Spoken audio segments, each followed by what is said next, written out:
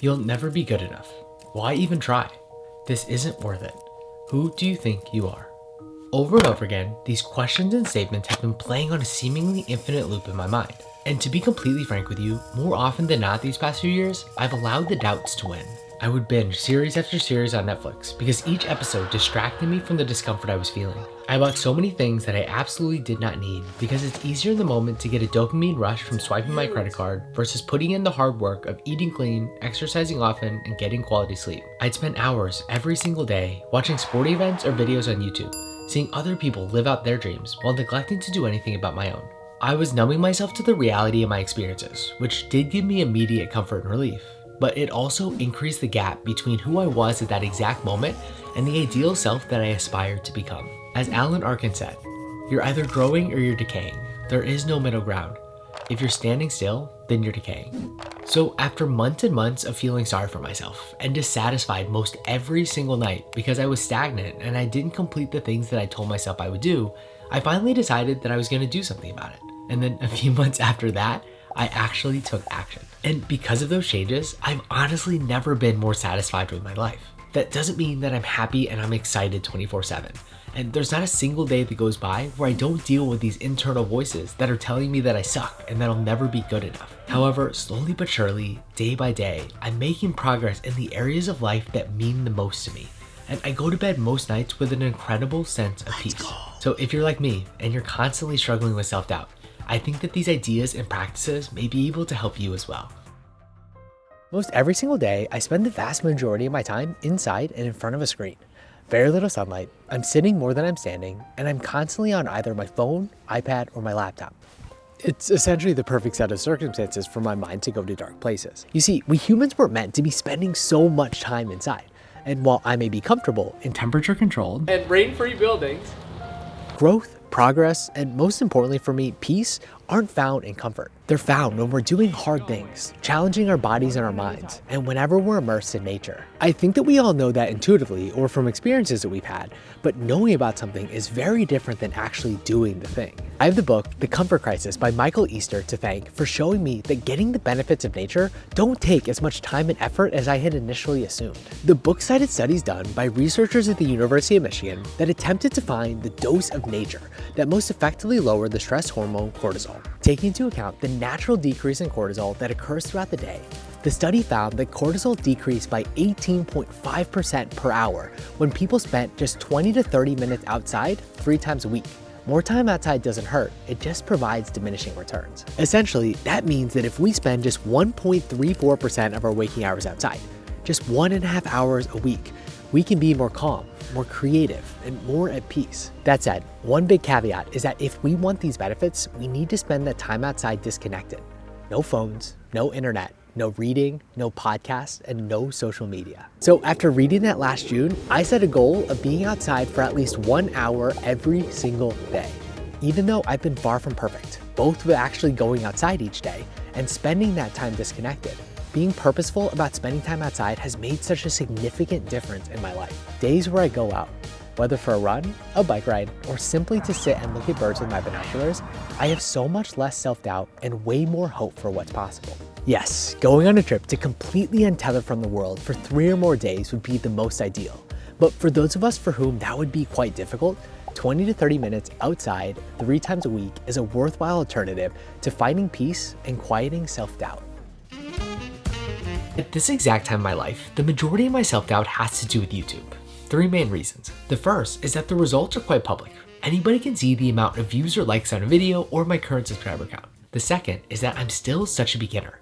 Hours and hours and hours of watching engaging videos does not translate into making those types of videos myself. And the third is that I care a lot about succeeding on YouTube compared to my other goals. Out of everything that I'm working on, making videos gives me the best possible chance to change my life in the ways that I most desire. But it's that last reason that's precisely the reason that my self-doubt has continued to grow. I've adopted the passion mindset instead of the craftsman mindset. Cal Newport writes about these 2 mindsets in his book So Good They Can't Ignore You. The passion mindset says this: the key to occupational happiness is to first figure out what you're passionate about and then find a job that matches that passion. Essentially, that means following the extremely popular advice of Confucius and Steve Jobs. Choose a job you love and you'll never have to work a day in your life. You've got to find what you love. The only way to do great work is to love what you do. For me, that means that because I love making videos, my goal should be to figure out how to become a YouTuber. But the Craftsman mindset has another approach. Whereas the passion mindset focuses on what the world can offer you, the Craftsman mindset focuses instead on what you can offer the world. The only goal with this mindset is becoming, as Steve Martin put it, so good they can't ignore you. There's less focus on self-centered concerns like, is this my true calling? When will this pay off? Will I ever be good enough? And more time putting my head down and developing the skills and abilities to be able to turn my dreams into reality. More time getting better and less time comparing myself to others. Because at the end of the day, it's that comparison that has been wreaking the most havoc on my mind. The less that I move my body, the more that self-doubt encapsulates my mind. It isn't a perfect correlation, but it's pretty dang close. I used to work out because I wanted an attractive body. I wanted to be able to impress others. I wanted to be physically fit. And while I still do strive for all of those things, well, actually, except for impressing others, I really don't care to impress others with the things that I'm able to do. Those aren't my main motivation anymore. Now I exercise almost solely for my mind. I ride my bike to destroy anxiety and dread. I run to challenge my limiting beliefs and to test my limits. I work out to silence the self-doubt in my mind. Moving my body, even something as simple as a walk around the neighborhood, lessens my anxiety when it's there, and it keeps it at bay whenever it's not. Now, what I'm saying isn't novel, and I don't have any studies to cite for you. But whenever I'm feeling a bit down in the dumps, insecure, or as though I'm being bombarded by my mind, moving my body a little or a lot has helped immensely, and I think that I might be able to do the same for you. This one's a recent addition to my life, but thus far it's been a real game changer. For years, whenever the thoughts in my head became too much, I would pull out my journal and I would write. And while that definitely helped, David Goggins in his book Never Finished taught me a much more powerful tool, using a voice recorder. There's something different hearing my own voice describe the thoughts that are going on in my head. Instead of reading static words on a page, it feels as though I'm having an actual conversation with myself. And when I do that, I'm able to give myself better feedback. Sometimes I'm warm and compassionate, the way that I would act if I was comforting a friend that needed that. But way more often, I listen back to my recordings and I hear them for what they really are. Me being a little bitch. I hear my excuses brought into the light. I hear my whining and pleading to take the easy way out. And more than anything, I hear the weakest part of my mind trying to control the overall direction of my life, which I know from past experience leads to a sickening amount of regret. Goggins describes why recording ourselves is such a powerful tool. The way that we speak to ourselves in moments of doubt is crucial, whether or not the stakes are high. Because words become actions, and our actions build habits that can coat our minds and our bodies with a plaque of ambivalence, hesitancy, and passivity, and separate us from our own lives. Powerful. My self-soothing and self-forgiving thoughts turned into inaction, and that caused the self-doubt to increase day after day after day.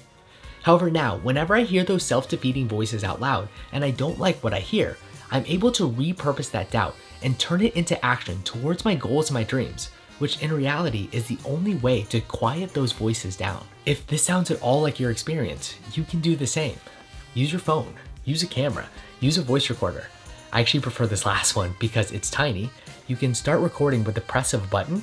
There's no distractions on it and the file sizes are quite small. But the most important thing is that you just do something.